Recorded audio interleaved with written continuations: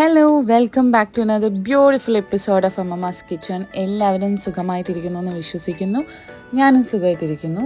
കുറേ കാലത്തിന് ശേഷമാണ് ഒരു വീഡിയോ ആയിട്ട് വരുന്നത്. അപ്പോൾ എന്തെങ്കിലും ഒരു സ്പെഷ്യൽ വീഡിയോ ആയിട്ട് വരാമെന്ന് വിചാരിച്ചു. സോ ഇന്നത്തെ സ്പെഷ്യൽ റെസിപ്പി മറ്റൊന്നുമല്ല, നമ്മൾ ഓൾറെഡി കണ്ടിട്ടുണ്ടാവും, നല്ല നാടൻ മട്ടൺ റോസ്റ്റാണ് കേട്ടോ. അപ്പോൾ മട്ടൺ റോസ്റ്റ് ഉണ്ടാക്കാൻ ആവശ്യമായിട്ടുള്ള സാധനം എന്തായിരിക്കും? മെയിനായിട്ട് മട്ടൺ തന്നെയാണ്. സോ ഒരു 1/2 kg മട്ടൺ എടുത്തിട്ടുണ്ട് കേട്ടോ. അതിനകത്ത് ലിവറൊക്കെ ഉണ്ട്. എന്നിട്ട് ഒരു 2 സവാള ബോക്സ് ആയിട്ട് അരിഞ്ഞു വെച്ചിട്ടുണ്ട്.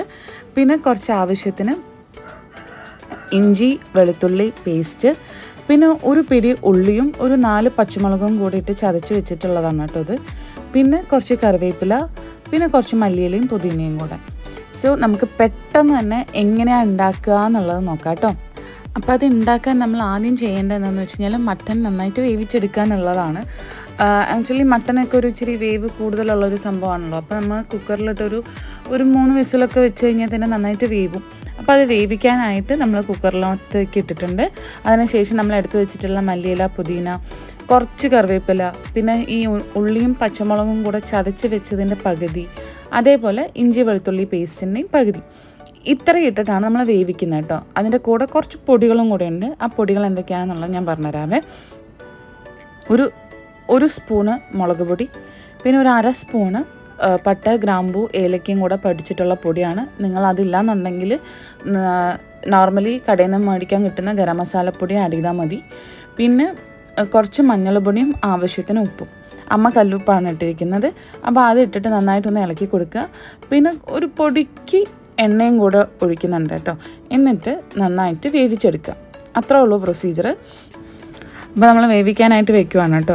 അപ്പോൾ വേവിച്ചിട്ട് ഒരു 3 വിസിലൊക്കെ ആണെന്നുണ്ടെങ്കിൽ തന്നെ, അതായത് മട്ടൻ്റെ വേവ് അനുസരിച്ച്, ടെൻഡർ മട്ടൺ ആണെന്നുണ്ടെങ്കിൽ ഒരു 3 വിസിലൊക്കെ 3-4 വിസിലൊക്കെ വെച്ചാൽ മതി. ഇവിടെ നമുക്ക് നല്ല ടെൻഡറായിട്ടുള്ള മട്ടനാണ്.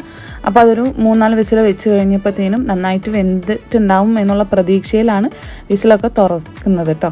വിസിലൊക്കെ കളഞ്ഞ് നമ്മൾ തുറക്കുമ്പോൾ അതിനകത്തൊരു ഇച്ചിരി വെള്ളത്തിൻ്റെ കണ്ടൻ്റ് ഉണ്ട്. അപ്പോൾ അതൊന്ന് വറ്റിക്കാനായിട്ട് വെച്ചിട്ടുണ്ട്. അപ്പോൾ ആ ഗ്യാപ്പിൽ നമ്മൾ എന്താ ചെയ്യണമെന്ന് വെച്ച് കഴിഞ്ഞാൽ, ഒരു ചീനച്ചട്ടി എടുത്തു. നമ്മൾ പൊതുവേ ഇരുമ്പ് ചീനച്ചട്ടിയൊക്കെയാണ് യൂസ് ചെയ്യുക. അപ്പോൾ ആവശ്യത്തിന് എണ്ണ ഒഴിക്കുക കേട്ടോ. ഈ എണ്ണയ്ക്കൊന്നും പിശിക്കേണ്ട കാര്യമില്ല. എണ്ണ ഒരുപാട് കൂടരുത്, എന്നാലും ആവശ്യത്തിന് എണ്ണ ഒഴിക്കുക. പിന്നെ നമ്മൾ അരിഞ്ഞു വെച്ചിട്ടുള്ള സവാള അത് ഫുള്ളായിട്ട് ഇതിനകത്ത് ആഡ് ചെയ്യുക. അതേപോലെ ഇഞ്ചി വെളുത്തുള്ളി പേസ്റ്റ് നമ്മൾ ഓൾറെഡി ആഡ് ചെയ്തിട്ടുണ്ടായിരുന്നു. അതിൻ്റെ ബാക്കിയുള്ള ഇഞ്ചി വെളുത്തുള്ളി പേസ്റ്റും, അതേപോലെ ഉള്ളിയും പച്ചമുളകും കൂടെ ചതച്ച് വെച്ചിട്ടുള്ളതും, പിന്നെ ബാക്കിയുള്ള മല്ലിയിലയും പുതിനയും കറിവേപ്പിലയും ഒക്കെ കൂടെ നമ്മൾ നന്നായിട്ട് ആഡ് ചെയ്തിട്ട് വഴറ്റി കൊടുക്കുക. ഇനി ഇത് ഒരുമിച്ച് ആഡ് ചെയ്യുന്നതിന് പകരം ആദ്യം ഈ സവാളയൊക്കെ നന്നായിട്ടൊന്ന് വഴറ്റി കിട്ടിയ ശേഷം കുറച്ച് കഴിഞ്ഞിട്ട് ഇഞ്ചി വെളുത്തുള്ളിയും കൂടെ ആഡ് ചെയ്ത് അതും കുറച്ചുകൂടെ നന്നായി വഴറ്റി, അങ്ങനെ സ്റ്റെപ്പ് ബൈ സ്റ്റെപ്പ് നമുക്ക് വേണമെന്നുണ്ടെങ്കിൽ ആഡ് ചെയ്ത് കൊടുക്കാം. അതിനും ടേസ്റ്റാണ്. ഇത് കുറച്ചുകൂടെ പെട്ടെന്നാവാൻ വേണ്ടിയിട്ടാണ് നമ്മളെല്ലാം കൂടി ഇട്ടിട്ട് ഒരുമിച്ച് നന്നായിട്ട് വഴറ്റിയെടുക്കുന്നത് കേട്ടോ.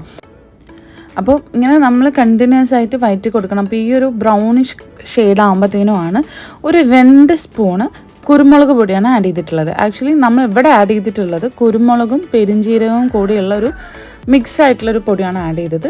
അതല്ല, നിങ്ങൾക്ക് കുരുമുളക് പൊടി സെപ്പറേറ്റും അതുപോലെ തന്നെ പെരിഞ്ജീരകപ്പൊടി സെപ്പറേറ്റും ആഡ് ചെയ്യുകയാണെന്നുണ്ടെങ്കിൽ അങ്ങനെയും നല്ലതാണ്. ഇനി പെരിഞ്ജീരകത്തിൻ്റെ ഫ്ലേവർ ഇഷ്ടമില്ലാത്തവർ നോർമൽ ജീരകപ്പൊടി കുറച്ച് ആഡ് ചെയ്താലും മതി. സോ നമ്മളിവിടെ കുരുമുളകും പെരിഞ്ജീരകവും കൂടെ പൊടിച്ച് വെച്ചിട്ടുള്ളതാണ് ആഡ് ചെയ്തത് കേട്ടോ.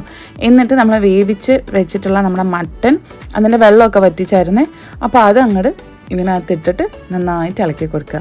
സോ വളരെ സിമ്പിൾ പ്രൊസീജിയറാണ്, വളരെ സിമ്പിൾ പ്രൊസീജിയറാണ്. പക്ഷേ നല്ല സമയമെടുത്ത് ഓരോ ഇൻഗ്രീഡിയൻസും നന്നായിട്ട് വഴണ്ട് വന്ന ശേഷം അടുത്തത് ആഡ് ചെയ്ത് കൊടുക്കുക. ആക്ച്വലി ഞാൻ വേറൊരു വീഡിയോയിൽ പറഞ്ഞിട്ടുണ്ട് കേട്ടോ, നമ്മൾ ഈ ഉണ്ടാക്കുന്ന ഡിഷിൻ്റെ മണവും കൂടെ നിങ്ങളിലേക്ക് എത്തിക്കാൻ സാധിച്ചിരുന്നുവെങ്കിൽ എന്ന്. കാരണം ഈ ഒരു ഡിഷിന് അത്രയും നല്ല മണവും ടേസ്റ്റും കണ്ണിന് പോലും കുളിർമയേകുന്ന ഒരു ഡിഷാണ്. സോ എല്ലാവരും ഒന്ന് ട്രൈ ചെയ്ത് നോക്കുക. വളരെ എളുപ്പം, എല്ലാവർക്കും ഉണ്ടാക്കാൻ പറ്റുന്ന ഒരു എളുപ്പമുള്ളൊരു ഡിഷാണ്. ഉണ്ടാക്കി നോക്കുക. അത്രയും സ്വാദിഷ്ടമാണ്.